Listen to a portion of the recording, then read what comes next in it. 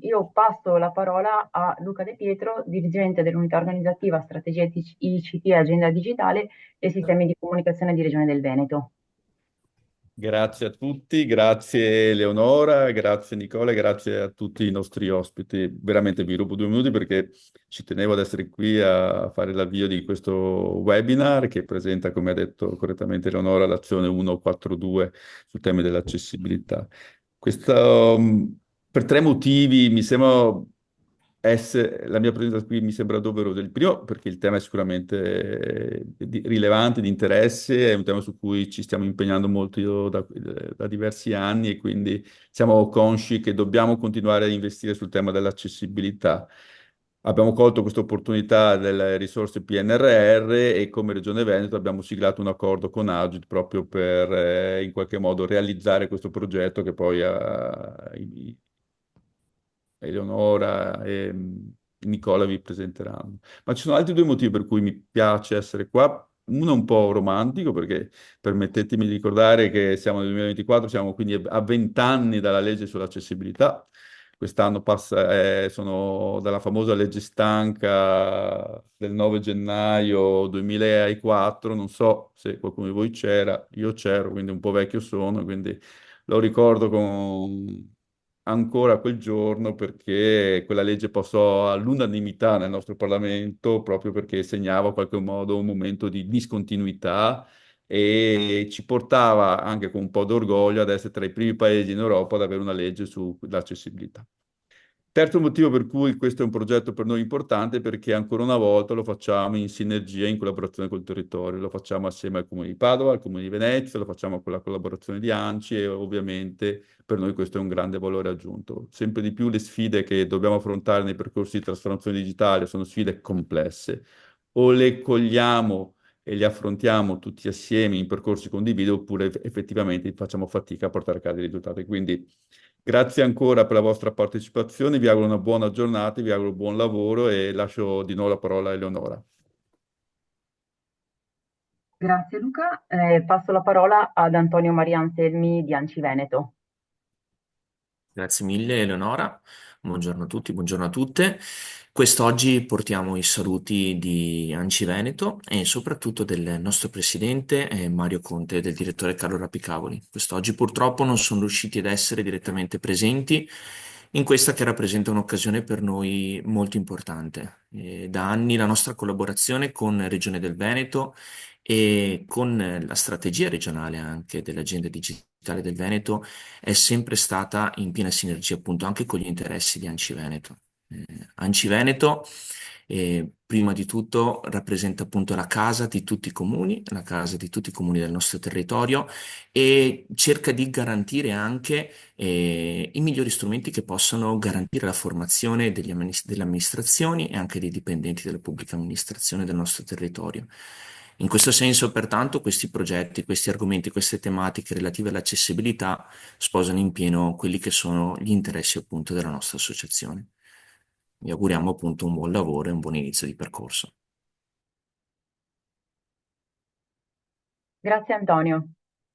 Passo la parola a Nicola Freddo, referente della piattaforma per le competenze digitali di Regione Veneto, che ci introdurrà alla coalizione per lo sviluppo delle competenze digitali. Sì, buongiorno a tutti. Io adesso vi racconterò, diciamo, qualcosina per capire perché avvengono, insomma, queste progettualità. Scusate un attimo che condivido la presentazione, ditemi se si vede. Sì? E è un po' un racconto che faccio tutte le volte che ci sono questi eventi, ma è per farvi capire che molte iniziative di formazione, diciamo più che di formazione, di diciamo, sviluppo delle competenze digitali, la formazione in questo caso si specifica, ma molte volte sono incontri di approfondimento, laboratorio ed altro, nascono e esistono perché esiste la coalizione per lo sviluppo delle competenze digitali. Perché non lo sapesse, la coalizione è un'alleanza di pubblica amministrazione che è stata istituita dalla Regione del Veneto ormai da una decina di anni ed è un'organizzazione, siamo nati un'organizzazione che ha lo scopo di valorizzare lo scambio di esperienze e le best practice tra tutte le pubbliche amministrazioni nei vari temi dell'agenda digitale e della trasformazione digitale. Eh, Ci sono già 250 enti che hanno aderito formalmente attraverso una lettera, la cosa è molto semplice. Poi vi lascerò le slide con i link per capire come si fa. Comunque, insomma, si va sul sito di ANCI, c'è una lettera da far sottoscrivere alla rappresentante legale dell'ente, si aderisce alla coalizione e da quel momento poi sarete interessati a tutte le iniziative. Ma durante tutti gli incontri che abbiamo organizzato nello scorso anno, gli enti coinvolti sono stati più di 600-650 e non solo comuni, ma stanno anche man mano aderendo a tutte le nostre iniziative anche altri tipi di enti come le USL, le Camere di Commercio e, e anche insomma, realtà regionali come Veneto Lavoro. Quindi stiamo cercando di coinvolgere in queste iniziative una più ampia platea di enti pubblici. Le allineazioni della coalizione sono diverse. Noi, diciamo, oltre a organizzare gli eventi, diamo supporto alle iniziative nazionali, quindi il syllabus, piuttosto che ad altre iniziative di carattere generale. Collaboriamo con gli enti di formazione e abbiamo creato insieme un percorso dentro Valori PA per gli uffici della trasformazione digitali e stiamo promuovendo dei nuovi percorsi in collaborazione con gli enti interessati. Ehm, Ci occupiamo di realizzazione di progetti attraverso i progetti finanziati, in questo caso, come in questo caso è il PNRR, la misura 142, e poi quello che era il core iniziale e che è ancora il più importante della coalizione è quella dell'animazione delle community della trasformazione digitale. Ne abbiamo eh, diverse, la più importante è quella dei gruppi di approfondimento, sono 19 i gruppi di approfondimento, potete partecipare su vostra iniziativa. Diciamo, ogni gruppo di approfondimento ha un tema specifico della trasformazione digitale, si va dal riuso, l'unità digitale, la sicurezza informatica e così via. E nel caso dell'accessibilità, il gruppo di approfondimento dedicato si chiama Service Design, URP e Accessibilità. Potete iscrivervi se volete far parte di questa community. Lo scopo del progetto di oggi, che vi illustreranno, è anche quello di alimentare questa comunità. Potete andare su MyExtranet. MyExtranet è il sito della Regione del Veneto che diciamo, è il portale che si rapporta con tutti gli enti locali sulle iniziative di trasformazione digitale e su quale vi siete iscritti per questo evento e sul quale troverete tutte le informazioni delle iniziative regionali. È molto semplice se uno vuole iscriversi al gruppo di approfondimento, va su MyExtranet, accede al digita SDU nella ricerca, nella barra di ricerca, accede alla pagina Service Design, clicca su Collabora e si autentica con Speed, come avete fatto insomma, per l'evento, però potete aderire ad un gruppo di approfondimento e poi da lì sarete, diciamo, avvisati tutte le volte che ci sono delle iniziative. Ehm, L'ultima cosa, e poi lascio la parola ai colleghi per illustrare il progetto, proprio perché la coalizione è importante, in maniera ricorrente noi facciamo degli incontri dedicati alla coalizione e quindi approfitto anche di questo piccolo spazio che mi è stato dato per promuovere l'incontro che ci sarà lunedì 21 ottobre 2024, non 2023, scusate, ma c'è un refuso, presso il Corso Astoniti di Padova, dove ci sarà un incontro dove illustreremo tutte le iniziative della coalizione, proporremo il modello organizzativo e quindi invito a tutti i presenti di eh, far partecipare almeno un rappresentante del proprio ente per capire quali sono le altre iniziative che la coalizione farà per lo sviluppo delle competenze digitali. Io chiuderei qui il mio intervento, anche perché, come sentite, la mia voce non è delle migliori, e passo la parola a Eleonora, che illustrerà invece l'iniziativa realizzata in collaborazione, come è stato detto più volte, con il Comune di Padova e il Comune di Venezia. Grazie a tutti per l'attenzione e buon proseguimento. Grazie a te Nicola. Ora io sono Eleonora Galesso, referente dell'accessibilità per Regione del Veneto. Vi condivido una presentazione.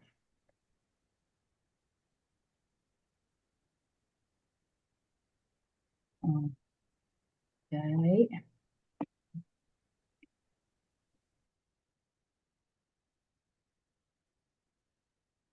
È arrivata la condivisione, chiedo gentilmente conferma.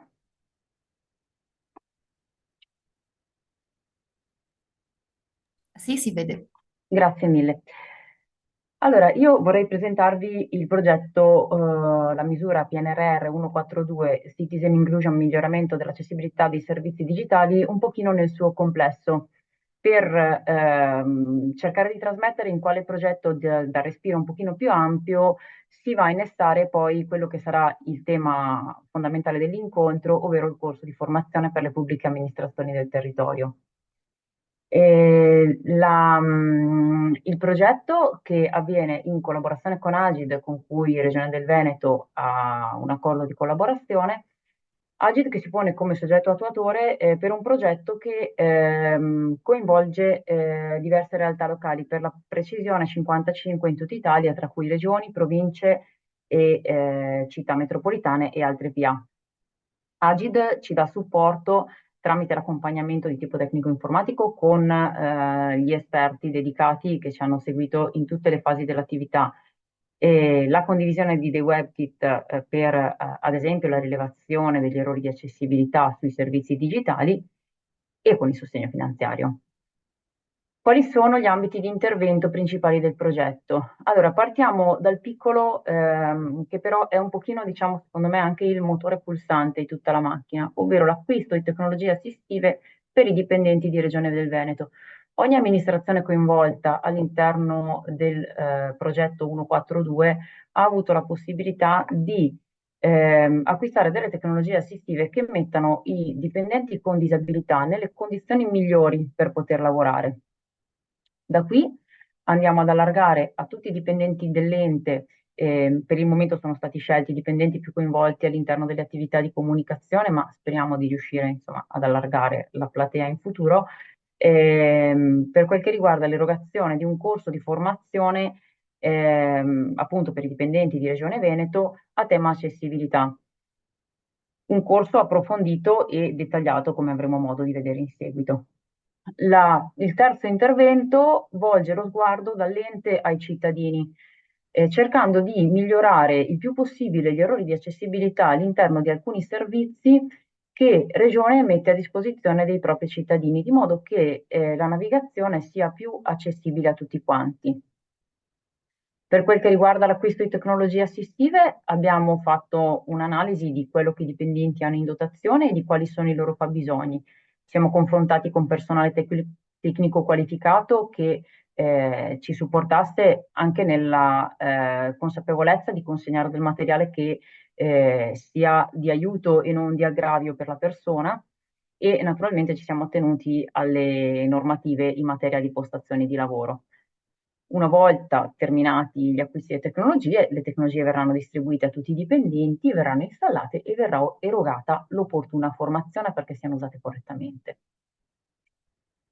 Per quel che riguarda l'erogazione della formazione, il percorso si articola in due percorsi paralleli.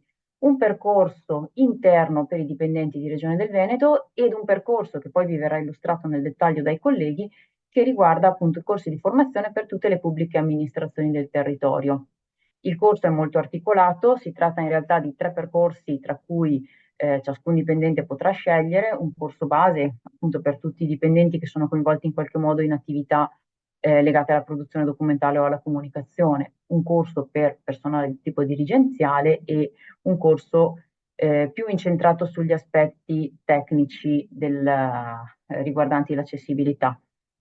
Rifacendoci al modello della coalizione per lo sviluppo delle competenze digitali, abbiamo voluto espandere questa attività all'interno di tutte le PA del territorio, cercando una distribuzione il più capillare possibile, perché quello che noi avremo in animo è che il progetto sia comunque un punto di partenza per lo sviluppo poi di una rete proattiva in tema di accessibilità, che permetta la diffusione della cultura dell'accessibilità il più possibile. Ci piace anche pensare che padroneggiare la materia accessibilità ne consenta poi una migliore gestione anche a livello amministrativo per tutti, che non sia, diciamo, un mero rincorrere gli adempimenti normativi, ma che sia, come fortunatamente in molte amministrazioni già è, comunque una progettazione che avviene fin dall'inizio per fare in modo che i servizi siano nativamente più accessibili a tutti quanti i cittadini.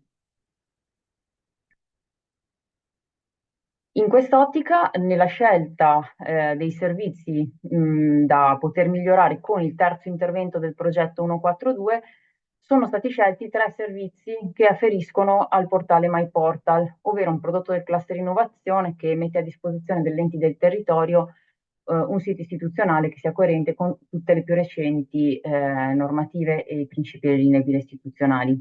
In particolare abbiamo voluto dedicarci alla prenotazione degli spazi comunali, alla richiesta delle iniziative culturali e alla richiesta patrocinio da parte dei cittadini. Questi servizi saranno messi a disposizione di tutti gli enti che ne faranno poi con le opportune insomma, procedure che riguardano MyPortal, nelle quali io non mi addentro, e permetteranno a noi che abbiamo fatto questo progetto di riversare il miglioramento di questi 3 servizi su tutte le amministrazioni che ne faranno richiesta. Come abbiamo fatto? Ci siamo confrontati anzitutto con gli enti del territorio, abbiamo controllato la presenza di errori di accessibilità tramite gli strumenti raccomandati da Agid, nella fattispecie uno strumento che si chiama Mavo che permette di rilevare sui servizi digitali la presenza di errori di accessibilità. Dopodiché abbiamo pensato a una reingegnerizzazione del servizio che permetta di rivedere il processo in maniera completa e più che fitti meglio le esigenze di tutti quanti. Ecco, questo è un pochino il progetto nel suo complesso. Come potete vedere è un progetto per noi importante.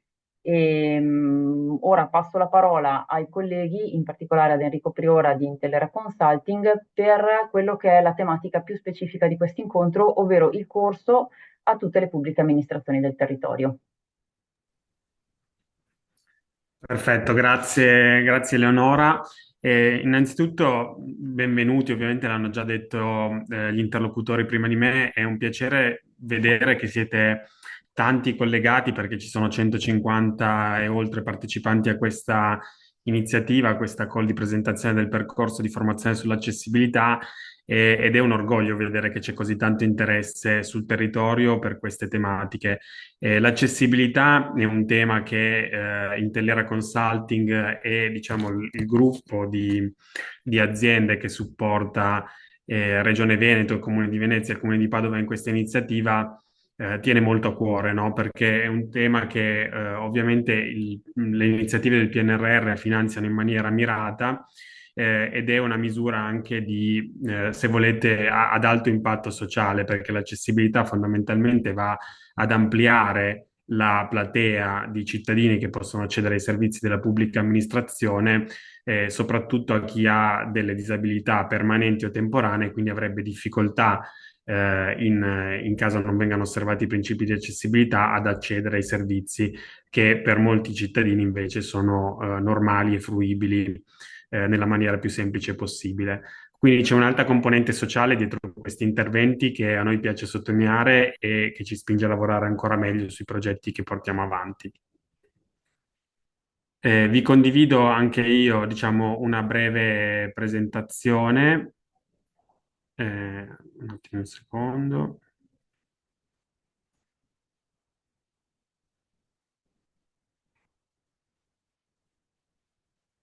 Perfetto, dovreste vederla, magari chiedo ai miei colleghi di confermarmelo. Sì, la vediamo. Sì. Perfetto.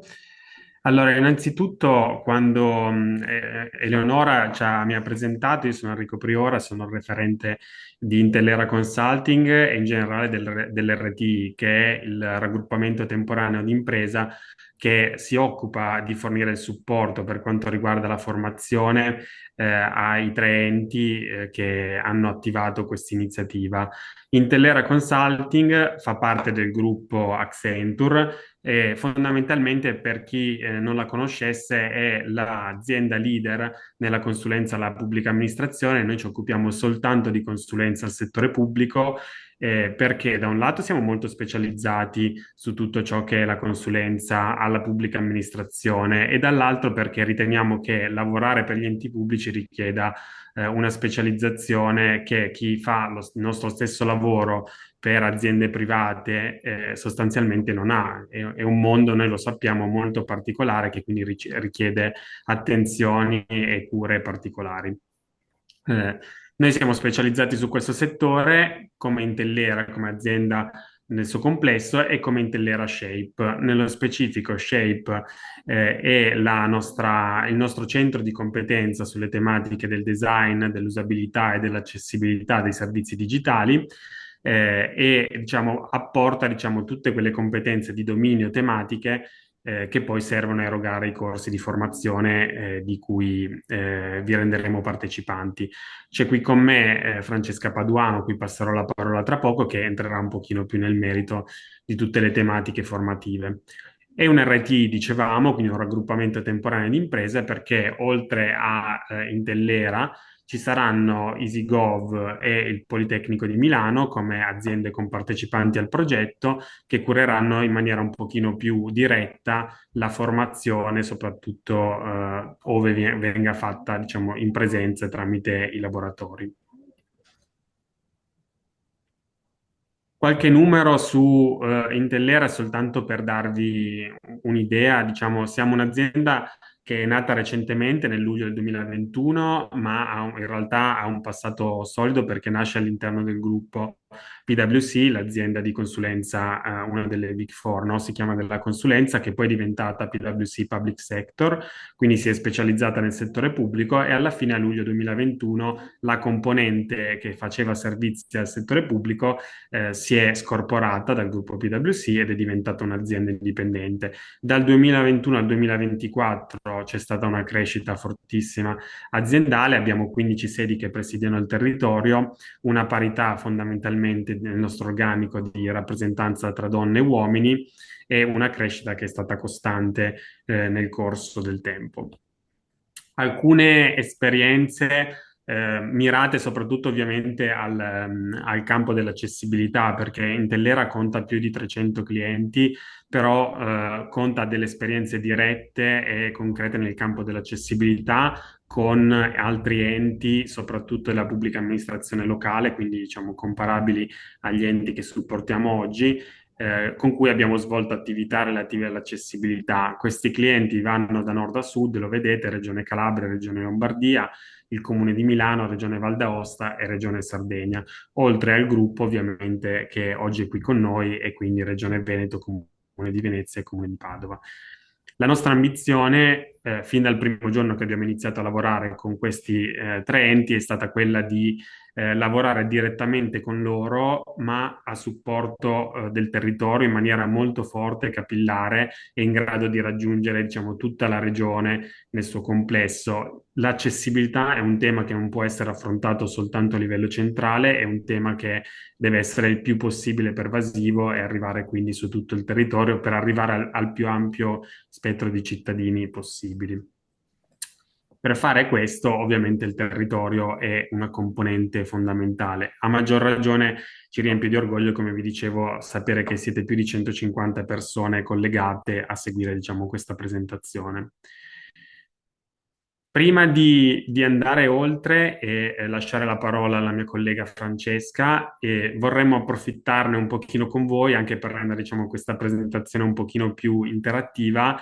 Abbiamo preparato alcune domande molto basilari, diciamo, per iniziare un pochino a conoscerci. Vorremmo che ci aiutaste un pochino a rispondere. Chiedo a Sara, la mia collega che è collegata, se è possibile lanciare il sondaggio e vi chiederei, diciamo, di partecipare numerosi, vi leggo le domande e piano piano cerchiamo di rispondere anche da soli. Chiedo conferma magari agli altri interlocutori che lo vedano. Sì, è arrivato. Perfetto.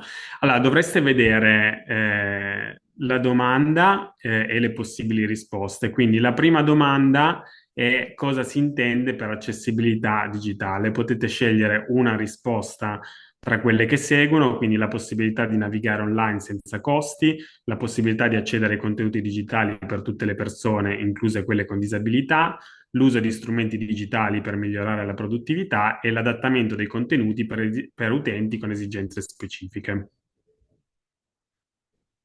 Sara, aiutami soltanto a ricordare se leggiamo prima tutto il sondaggio e rispondiamo oppure facciamo domanda per domanda. Lo leggiamo tutto insieme, rispondiamo a tutte le domande, poi andiamo avanti e vediamo i risultati. Perfetto. Quindi la prima domanda è quella che vi ho appena letto, la seconda è quale di questi è un esempio di barriera all'accessibilità digitale, quindi un ostacolo a raggiungere l'accessibilità digitale, i testi con caratteri leggibili e contrasto elevato, le immagini senza descrizione testuale alternativa, i pulsanti ben visibili e facilmente cliccabili, la navigazione intuitiva con menu semplificati. La terza domanda è invece in positivo, quindi quale di queste pratiche contribuisce a garantire l'accessibilità di un sito web? La possibilità è sempre su una sola risposta di queste. Utilizzare un menu di navigazione intuitivo, fornire testi alternativi per le immagini, avere pulsanti di grandi dimensioni e facili da cliccare, ottimizzare i video con sottotitoli per utenti non udenti.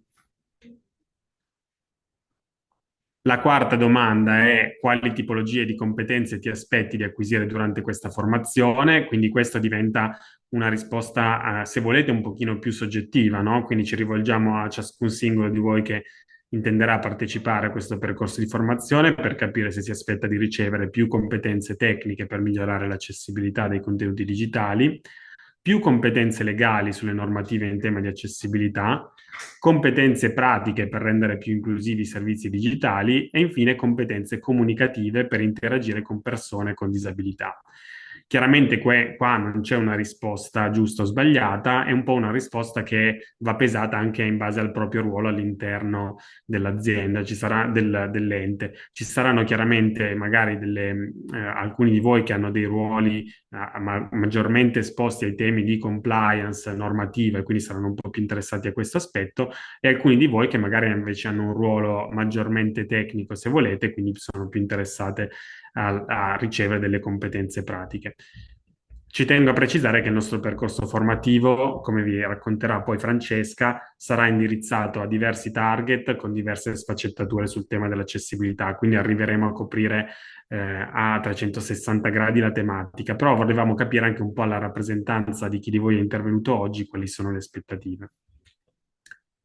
Infine, a seguito dei corsi di laboratori, cosa pensate sia utile per presidiare i temi di accessibilità?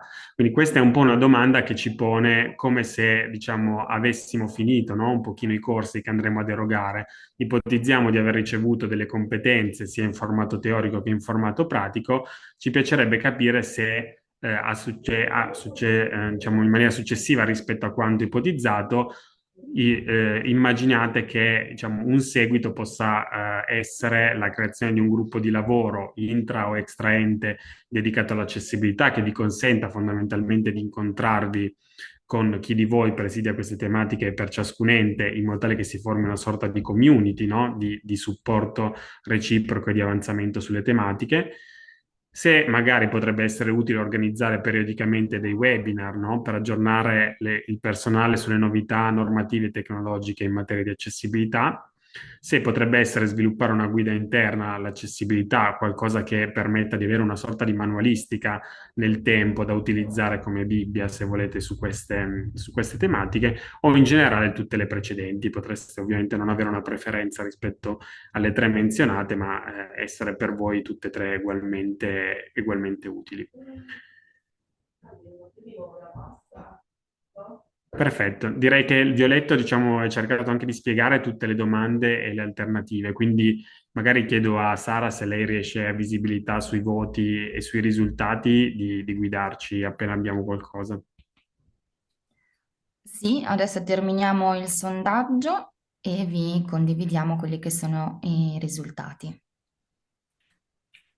Allora, perfetto, allora li vedo un attimo e li commento velocemente con voi. Allora, beh, innanzitutto vedo i numeri di risposte che sono davvero altissimi, quindi vi ringrazio perché si vede che è un tema, diciamo, molto sentito ed è il migliore elemento quando si deve iniziare un corso di formazione, soprattutto se volete ancora prima culturale, no, sull'accessibilità, che poi forse formativo in seconda battuta. La prima domanda, ovviamente, diciamo, cosa si intende per accessibilità digitale? Il 93% di voi ha risposto correttamente, che era la possibilità di accedere ai contenuti digitali per tutte le persone, incluse quelle con disabilità. Un 4% ha risposto all'adattamento dei contenuti, non era una risposta necessariamente sbagliata, la precisazione è che ovviamente l'accessibilità va pensata, ove possibile, ex ante, no? By design si dice, quindi nel momento in cui si vanno a disegnare i contenuti e si vanno a realizzare dei nuovi servizi digitali, perché l'adattamento, diciamo, in un certo senso presuppone che ci sia qualcosa che in questo momento non è al 100% accessibile e vada continuamente, diciamo, affinato, risistemato, evoluto. Chiaramente è qualcosa che si fa perché i servizi digitali molti di questi sono già disponibili per tutti i cittadini, ma tendenzialmente quello su cui lavoreremo è anche come pensare un servizio che sia accessibile fin dalla sua progettazione iniziale. La seconda domanda è quale di questi è un esempio di barriera all'accessibilità digitale? Anche qui i risultati sono diciamo, stati quasi univoci sulle immagini senza descrizione testuale alternativa. Chiaramente qui ovviamente le immagini che non siano accompagnate da una descrizione testuale vocale potrebbero essere limitante per persone che ad esempio non hanno la possibilità di vedere, no? Quindi leggere e vedere le immagini direttamente. Accompagnarle con una descrizione testuale alternativa, spesso se è valorizzata, no, da un accompagnamento vocale, può permettere di accedere ai servizi anche a chi quell'immagine non la riesce a vedere. Quale pratica contribuisce a garantire l'accessibilità di un sito web? Utilizzare un menu di navigazione intuitivo, fornire testi alternativi per le immagini, avere pulsanti di grandi dimensioni, facili da cliccare, ottimizzare i video con sottotitoli per utenti non udenti. Ovviamente, diciamo, qui volevamo vedere un pochino quale fosse diciamo, la vostra risposta prevalente, anche per capire come si distribuiscono le risposte. Sono, diciamo, tutte corrette. Chiaramente, diciamo, alcune di queste hanno delle componenti, sono maggiormente impattanti, no? Sicuramente il menu di navigazione intuitivo lo è, però diciamo, da quando andiamo ad agire sull'accessibilità parliamo soprattutto di fornire testi alternativi per le immagini. Il resto è ottimizzare anche i video con sottotitoli, ovviamente per utenti non udenti. Le altre due componenti sono sicuramente valide, ma diciamo che sono cose che chi disegna un sito web fin dall'inizio dovrebbe ipotizzare a prescindere dalla tematica dell'accessibilità. Quindi chiaramente il tema di garantire l'accesso alle persone con una disabilità permanente e temporanea in questo corso sarà accentuato rispetto a tematiche di design un pochino più classiche che sono un po' alla base del disegno dei servizi digitali. Infine, quali tipologie di competenze ti aspetti di acquisire durante questa formazione? Vi vedo distribuiti sulla prima e sulla terza risposta, quindi sicuramente competenze tecniche per migliorare l'accessibilità dei contenuti digitali e molto le competenze pratiche per rendere più inclusivi i servizi digitali. Questi ovviamente sono perfettamente in linea col percorso pensato perché sarà diviso in due, ve lo racconterà bene Francesca, quindi ci sarà una componente teorica e una componente pratica. La componente teorica servirà per sviluppare le competenze tecniche, quindi capire quali sono e di cosa si tratta, e poi i laboratori invece si focalizzeranno soprattutto sulle competenze pratiche, quindi diciamo mettere in pratica quello che abbiamo imparato nella parte teorica. Le competenze legali e comunicative sicuramente verranno affrontate specialmente per target specifici, ad esempio dirigenti che hanno, diciamo, la responsabilità di verificare la compliance e l'adeguamento normativo dei servizi di un ente. Infine, l'ultima domanda, diciamo, a seguito dei corsi di laboratorio, cosa pensate sarebbe utile, no, sviluppare a seguito della formazione? Soprattutto più del 50% è indicato tutte le precedenti, quindi questo ci fa molto piacere perché diciamo, contribuisce, no, a sottolineare un pochino anche la voglia di andare un pochino oltre la formazione e poi di creare, di dare un follow-up, no? Si dice di dare un seguito a quello che verrà appreso durante i corsi di formazione. Tra le altre tre, sicuramente organizzare periodicamente dei webinar di aggiornamento è la tematica più sentita.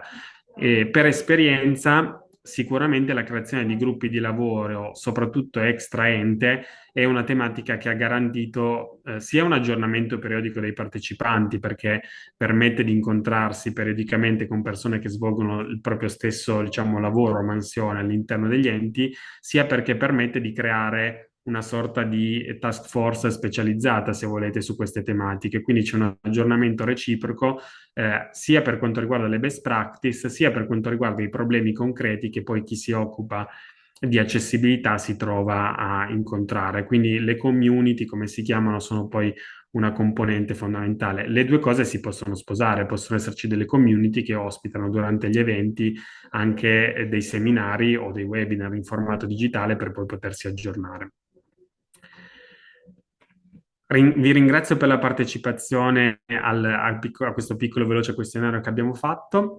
E detto questo, lascio la parola a Francesca che entrerà un pochino più nel merito del percorso di formazione, per come l'abbiamo pensato per voi, e poi chiuderò io un pochino alla fine raccontandovi cosa abbiamo pensato come eventi sul territorio.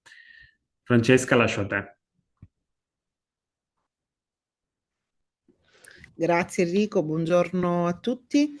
Io sono, come ha già introdotto Enrico, sono una user experience designer esperta anche di usabilità ed accessibilità. Ormai con diversi clienti e già da diversi mesi, come accennava già anche Enrico, stiamo lavorando su questo percorso di formazione proprio per migliorare l'accessibilità dei servizi digitali della pubblica amministrazione. Come raccontava all'inizio Eleonora, questo percorso si introduce proprio all'interno della misura 142 rispetto al secondo obiettivo, ovvero quello dell'erogazione della formazione, che ha come obiettivo principale iniziare proprio a divulgare e a diffondere quelle che sono le tematiche relative all'accessibilità, ma soprattutto a iniziare a diffondere delle tecniche e fornire degli strumenti per garantire che l'accessibilità e l'usabilità di conseguenza siano appunto garantite quando andiamo a progettare e sviluppare servizi digitali. Enrico, ti chiedo magari di andare avanti nella slide. Ora vi presento un pochino quello che è il percorso che abbiamo immaginato. Innanzitutto, come stavo dicendo prima, l'obiettivo principale è proprio quello di andare a formare tutte le pubbliche amministrazioni, da personale amministrativo, dai funzionari amministrativi, fino a dirigenti, comunicatori, redattori web, proprio per cercare di essere sicuri di garantire a tutte le varie tipologie di dipendenti di accedere a queste informazioni. Come vediamo da questa slide, il percorso formativo si divide in 3 principali tipologie di percorsi. Questi 3 percorsi sono alternativi l'uno all'altro, non sono dei percorsi che vanno fatti in maniera, come dire, progressiva, anzi chi fa il corso base farà solo il corso base, chi farà il corso specialistico farà solo lo specialistico e così via. Allora, andiamo a parlare un pochino di quelli che sono gli argomenti e anche un po' gli obiettivi di ciascun tipo di corso. Il corso base, innanzitutto, è dedicato principalmente a funzionari e personale amministrativo e questo corso in effetti ha un'impronta principalmente divulgativa. Cosa significa? Significa che l'obiettivo è quello di andare a fornire e ad ampliare quelle che sono le conoscenze relativamente a tutte le tematiche relative all'accessibilità, partendo dal contesto normativo e regolatorio fino ad arrivare a tutte quelle che sono delle best practice per poi garantire la digital compliance. Poi più avanti vediamo nello specifico quali sono gli argomenti per ciascun tipo di corso.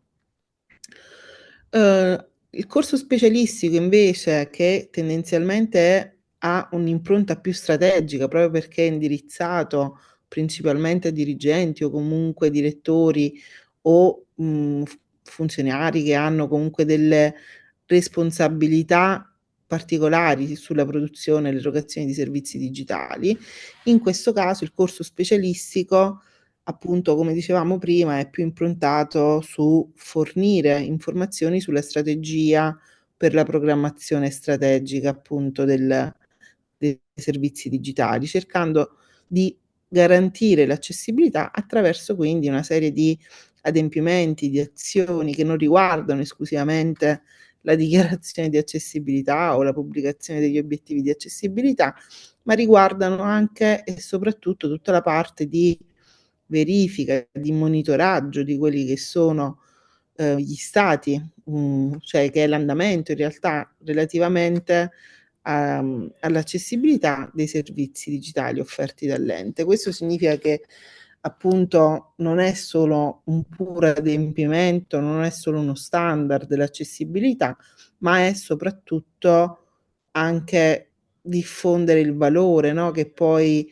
hanno queste azioni nel reale, proprio perché è importante anche vedere quali sono le visualizzazioni, gli errori che solitamente vengono compiuti all'interno di servizi digitali che sono realmente costituiscono poi delle barriere per chi ha delle disabilità. Quindi questo per quanto riguarda il corso specialistico. Per il corso tecnico specialistico, questo qui è più indirizzato a persone come persone che lavorano sui contenuti web, sullo sviluppo, sui servizi e la progettazione dei servizi. Questo perché l'idea di questo, l'obiettivo di questo percorso è soprattutto fornire anche, come dire, delle linee guida, delle best practice rispetto a come vanno condotte determinate azioni, parlando ad esempio di verifiche tecniche, verifiche soggettive. Poi nel profondo ora vi raccontiamo cosa sono. Le verifiche tecniche e le verifiche soggettive non sono altro che una valutazione dello stato di accessibilità di un determinato servizio. Le si svolgono rispetto.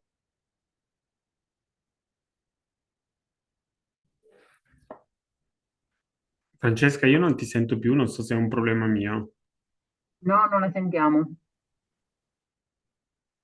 Mi sentite ora? Ora sì, perfetto. Okay. Quindi dicevo, le verifiche tecniche ad esempio vengono svolte attraverso l'utilizzo e la fruizione di strumenti automatici come può essere Mave++, che ci viene generalmente indicato da Agid, o altri strumenti, mentre le verifiche soggettive riguardano principalmente l'expert review, quindi l'analisi da parte di un esperto di fattori umani sul sito, proprio per vedere in maniera manuale quali sono eventuali discrepanze rispetto alle linee guida e ai criteri di accessibilità ed usabilità. E poi ci sono i test di usabilità, dove c'è il coinvolgimento degli utenti finali per comprendere quali sono le criticità che vengono riscontrate durante la fruizione di determinati servizi. Andando avanti, vediamo appunto anche qual è la struttura che ci ritroveremo a fruire nella modalità in cui ci ritroveremo a fruire di questi contenuti. come veniva accennato precedentemente da Enrico anche, ci sono due modalità, cioè o meglio, due sessioni differenti. C'è una prima parte più teorica del corso, questa verrà fruita principalmente attraverso delle videopillole in una piattaforma Moodle che ci permette appunto di poter erogare all'interno in maniera contemporanea a tutti i discenti quelli che sono appunto i vari materiali formativi. All'interno di questi materiali formativi nella FAD, quindi la formazione a distanza, troviamo delle videopillole, troviamo delle dispense PDF, troviamo dei video, troviamo appunto dei test e così via. Mentre poi c'è una seconda parte di formazione che riguarda i laboratori. I laboratori invece sono svolti in aula, comunque in videoconferenza o eventualmente in presenza, direttamente attraverso la moderazione di un docente. Quindi nel secondo momento laboratoriale si vanno ad applicare quelle che sono le conoscenze acquisite durante la FAD. Per quanto riguarda appunto la struttura di quello che è anche proprio il percorso completo, vediamo che innanzitutto ci sarà un ulteriore momento o comunque condivisione di ulteriori informazioni rispetto al percorso, rispetto alla piattaforma che verrà utilizzata e anche rispetto ad eventuali domande vostre prima di avviare tutta la parte di conduzione della formazione.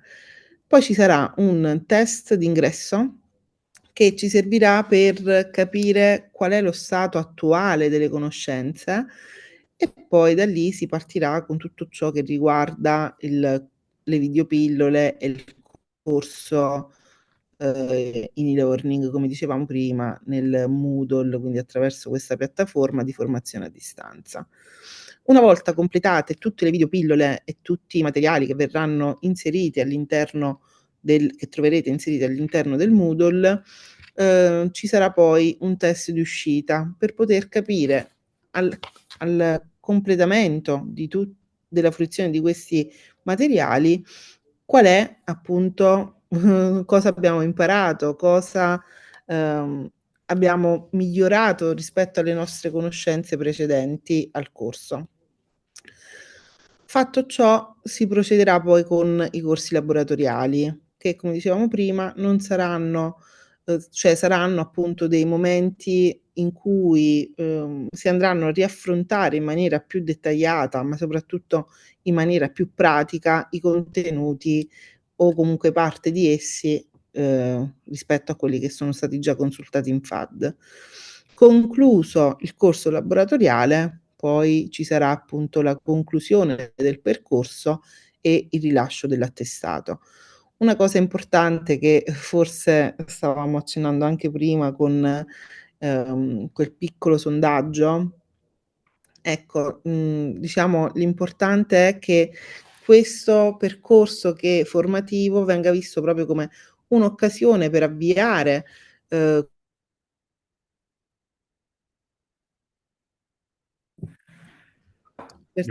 mi risentite? Sì, esatto, ti abbiamo perso 2 secondi, ma sei tornata. Ok.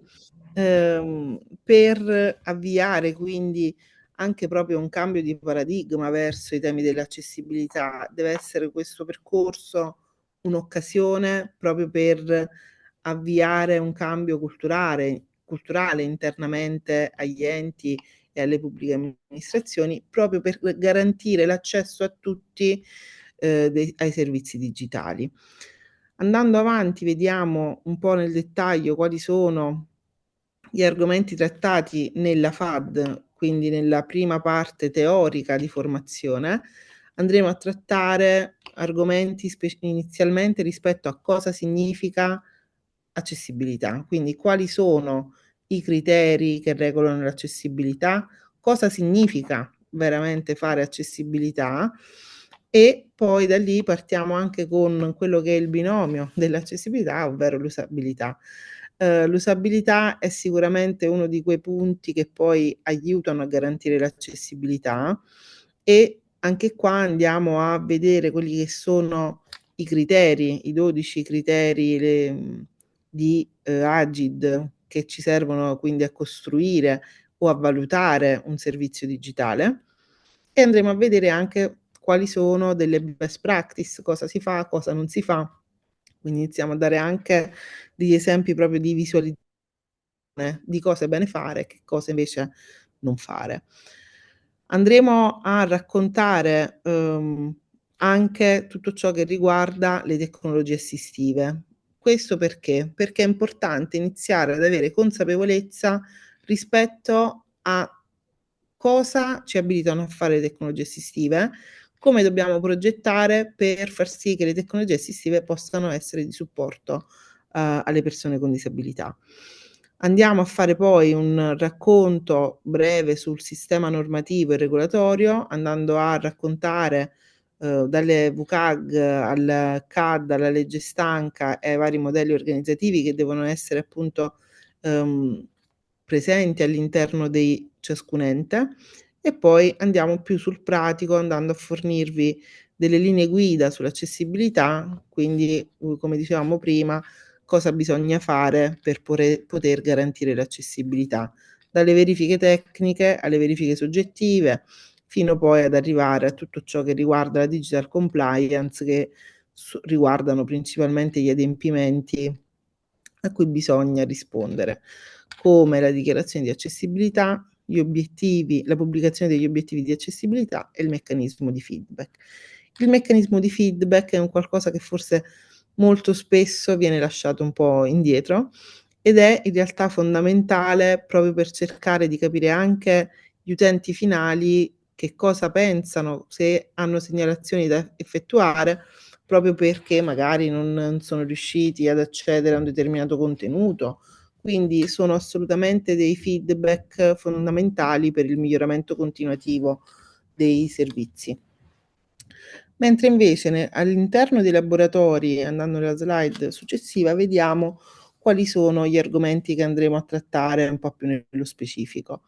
Innanzitutto, per quanto riguarda il corso base, andremo ad affrontare anche quelle che sono le tematiche relativamente alle verifiche e alla progettazione di documenti accessibili, e quindi andremo a vedere non solo come si fa la verifica, diciamo, di un documento Word, di un documento PowerPoint, ma anche di un documento PDF, di una mail, dei file multimediali e così via.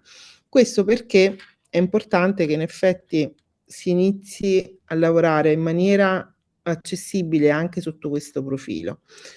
Con il corso specialistico invece l'obiettivo è quello di andare durante i laboratori ad individuare delle modalità e degli strumenti per la piena realizzazione di documenti, anche in questo caso amministrativi, accessibili, ma soprattutto andare a fare un affondo su quali sono gli strumenti, quali sono le modalità per monitorare e programmare in maniera strategica lo sviluppo e la progettazione di servizi digitali. In questo caso andremo a raccontarvi un po' più nel profondo tutto ciò che riguarda anche delle procedure interne che sono importanti e delle risorse che sono importanti da utilizzare. Andiamo poi alla fine con il corso tecnico specialistico durante i laboratori a fornire non solo come dire, delle ulteriori informazioni, ma a vedere anche nel pratico come si svolgono le varie tipologie di verifiche, dalla verifica tecnica automatica alla verifica tecnica manuale, le verifiche soggettive, quindi come dicevamo prima, test di usabilità e expert review, ma all'interno del test di usabilità andare ad approfondire anche quello che è il protocollo EGLU, che è un approccio semplificato per fare un test di usabilità. E inoltre andremo a fornirvi anche quelli che sono, come dire, dei web kit da utilizzare, come lo UI kit di Agid, che è volto alla progettazione da parte dei designer di interfacce appunto accessibili, e anche il Bootstrap Italia, che invece è rivolto agli sviluppatori, che possono quindi iniziare ad utilizzare i pezzetti Lego, sono dei piccoli Franci, ti abbiamo riperso. Ci sono, Ok, scusatemi, è la rientrata, rete che perfetto. purtroppo non è ottima oggi. Ehm, E quindi andremo a vedere anche tutte queste risorse più pratiche da poter utilizzare nel momento di progettazione e sviluppo dei servizi digitali. Quindi poi la parte di monitoraggio e valutazione dell'accessibilità avverrà, appunto, come diciamo prima, attraverso le varie tipologie di verifica. Ecco, allora io su questo ho concluso, lascio la parola ad Enrico nuovamente per ritornare a vedere altre tipologie di eventi sul territorio, come pensiamo di svolgerli. Grazie. Esatto, allora, grazie Franci che sei andata nell'iperdettaglio. Allora, ovviamente non preoccupatevi, c'è tanto materiale, l'accessibilità ha tante sfaccettature. Il nostro obiettivo è, diciamo, come dicevamo, formarvi in base al vostro ruolo e sulle competenze che poi vi servono al meglio per fare il vostro lavoro. Quindi saranno teorie e laboratori molto interattivi, lavoreremo insieme, ci affiancheremo perché non sarà la classica lezione frontale di università, perché non funziona più fondamentalmente, ma vorremmo rendervi partecipi invece di un ambiente collaborativo e stimolante di apprendimento. Anche, diciamo, la parte teorica che sarà erogata invece in modalità a distanza verrà effettuata in modo tale che voi parteciperete al corso e non saranno, diciamo, classici filmati da vedere passivamente, ma ci sarà la possibilità, diciamo, di interagire e beneficiare anche di un approccio un pochino più interattivo all'apprendimento. Tutto questo, diciamo, pensato per il corso sull'accessibilità, quindi su tematiche tecniche di approfondimento, anche se per i vari target con un approccio diverso a seconda di chi parteciperà ai corsi. Un'ultima componente di questi corsi di cui volevo parlarvi ancora direttamente sono quelli che abbiamo chiamato gli eventi di promozione e disseminazione, che fondamentalmente hanno due obiettivi. Il primo obiettivo è un tema di sensibilizzazione, quindi parlare di accessibilità, farlo in maniera aperta, farlo in maniera autorevole, grazie, diciamo, ad interventi anche di persone, dirigenti di altre pubbliche amministrazioni, anche, diciamo, esperti che hanno un ruolo nell'attuare l'accessibilità all'interno delle loro organizzazioni, hanno precedenti esperienze e quindi possono raccontarci un pochino quello che vuol dire promuovere l'accessibilità nei nostri servizi attraverso esperienze concrete. E poi ovviamente ampliare anche la potenziale platea di partecipanti all'iniziativa formativa della misura 142 attraverso una partecipazione a questi eventi che faccia capire un po' cosa vuol dire fare accessibilità, di cosa si tratta e quali sono le competenze concrete che attraverso questi corsi si apprendono. Non sono, come vi dicevo, corsi classici, sono corsi pensati per essere partecipativi e fortemente orientati all'apprendimento di competenze da esercitare poi nel lavoro quotidiano.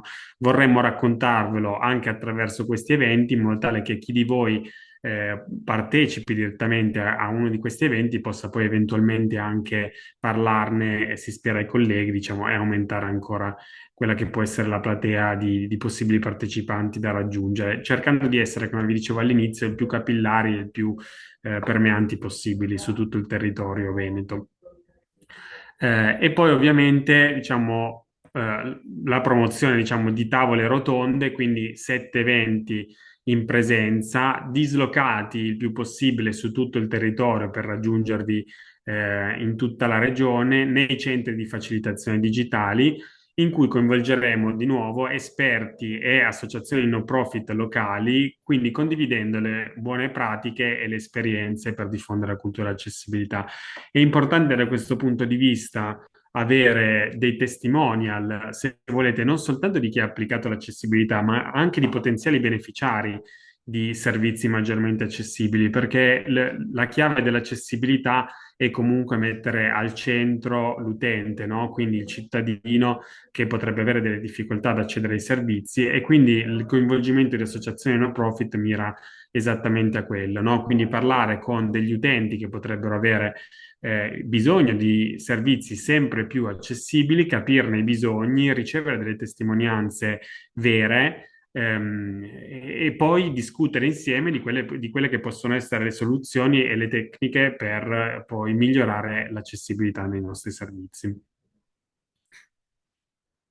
Come ci si può iscrivere? Questa è l'informazione, diciamo, chiave, no? Se volete un po' a conclusione del nostro intervento, restituisco poi la parola ai relatori che hanno organizzato questo evento. Noi nei prossimi giorni vi invieremo tutte le indicazioni in dettaglio per approfondire i contenuti e per iscriversi ai singoli corsi, quindi vi verranno date un pochino tutte le istruzioni per poter procedere a seguito di questa prima interlocuzione che stiamo avendo oggi, e saranno messi a disposizione link su MyExtranet. Doveste avere già diciamo, bisogno di maggiori informazioni in attesa che vi mandiamo queste informazioni, noi possiamo collezionare diciamo, queste prime necessità, queste prime richieste all'indirizzo che vedete in calce, quindi accessibilità.veneto@intelleraconsulting.com. Rispondiamo noi, diciamo, noi di Intellera per comodità, no? Abbiamo creato questa casella come gruppo di lavoro per poter creare un single entry point, no? Come si dice, quindi un unico punto da cui raccogliere i vostri dubbi, le vostre domande. Cercheremo di rispondervi dove è possibile, puntualmente uno per uno, dove non possibile di collezionare una risposta, magari se ci sono dubbi sulla stessa tematica, e poi di fornirvela tramite i canali più adeguati. Non mi resta che ringraziarvi ancora nuovamente per la partecipazione. Speriamo non soltanto di avervi dato maggiori informazioni, ma anche di avervi interessato a questo tema che per noi è molto importante.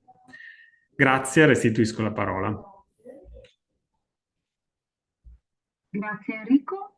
Sono arrivate alcune domande nella chat, se vogliamo dare risposte. Elena Maria Bertrelli chiede, chiedo il supporto di Nicola Freddo per questa risposta, per chi è già facilitatore digitale, e la domanda viene ripresa sotto anche da Giovanna Campioni. Allora, parto da Giovanna Campioni. I dipendenti dei comuni aderenti al progetto PNRR dei centri di facilitazione digitale possono usufruire di questa formazione attraverso il facilitatore digitale?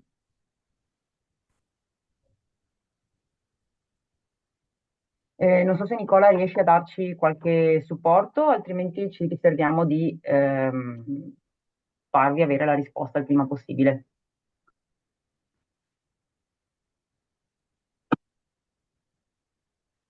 Allora, per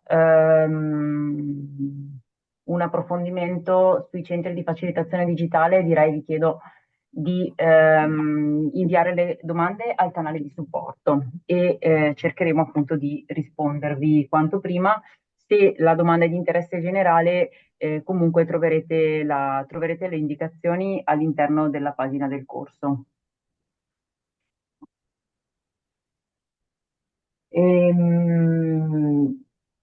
Viene chiesto se il corso è rivolto solo ai dipendenti della Regione Veneto. No, il corso è rivolto a tutte le pubbliche amministrazioni del territorio veneto. Sì, esatto, su questo, Eleonora, come dicevamo all'inizio, ci sono 3 enti che compartecipano alla formazione sul territorio, per il territorio, perché questi 3 enti avranno una formazione sicuramente dedicata, quindi Regione Veneto, Comune di Venezia e Comune di Padova, ma la formazione di cui vi abbiamo raccontato oggi è specificamente per partecipanti delle PA sul territorio, quindi pensata per voi e in maniera dedicata, quindi è proprio un percorso differente rispetto a quello che gli enti fanno con i propri dipendenti diretti, a cui sarà dedicato un percorso specifico.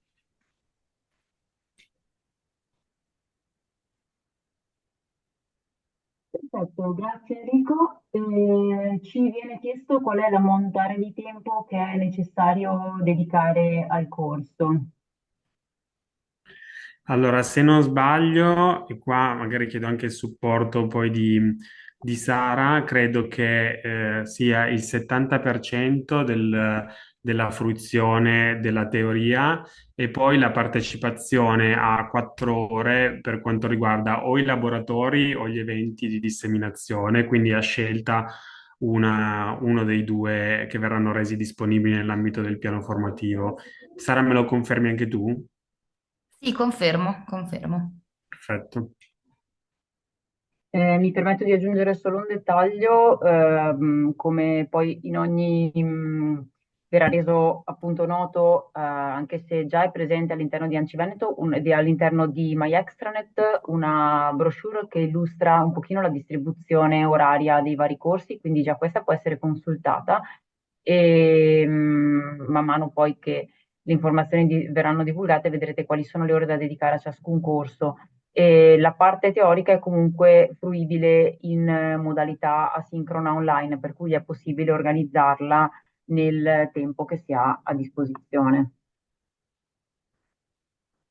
Sì, e diventa, mi viene da aggiungere, Eleonora, anche patrimonio dell'ente, no? Perché poi viene messa a disposizione delle pubbliche amministrazioni e anche nel tempo può essere fruita una volta che i corsi di formazione sono stati erogati. Quindi anche per dipendenti che entreranno a far parte delle PA successivamente, questi corsi rimangono a disposizione. In realtà poi noi abbiamo delle tempistiche, no, di progetto per beneficiare dei fondi PNRR che verranno magari condivise, per cui il 70% va comunque usufruito in un arco di tempo che non è brevissimo, però è quello previsto un po' dalle tempistiche di progetto. Questo ha soprattutto ai fini anche della rendicontazione che poi andrà fatta nei confronti di Agid al termine del progetto. Questo per completare forse anche un pochino il quadro su finanziamenti amministrativi, no, relativo ai progetti che erogheremo. Perfetto, grazie Enrico.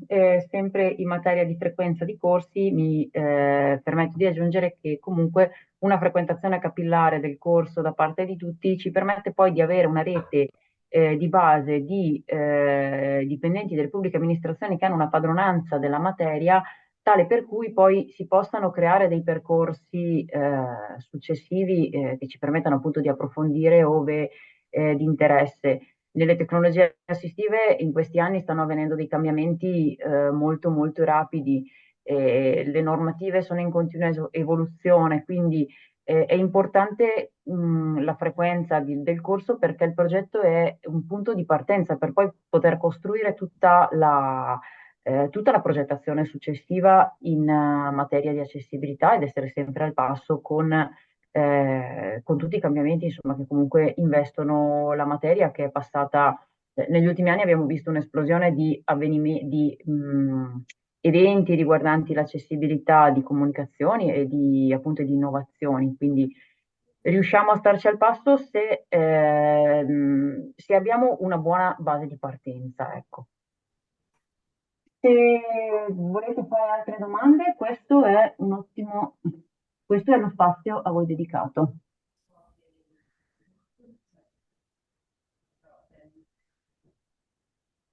Allora, rispondo allo spettatore anonimo. Allora, il sostegno economico per l'acquisto di tecnologie assistive è riservato alle 55 amministrazioni che hanno partecipato al progetto PNRR nel suo complesso. Noi poi possiamo mettere a disposizione quello che abbiamo, tra virgolette, imparato a livello di best practice per appurare i bisogni dei dipendenti e per capire come eventualmente colmare le necessità. Riguardo al sostegno economico, ecco, questo bando purtroppo non ci viene in soccorso, mi spiace.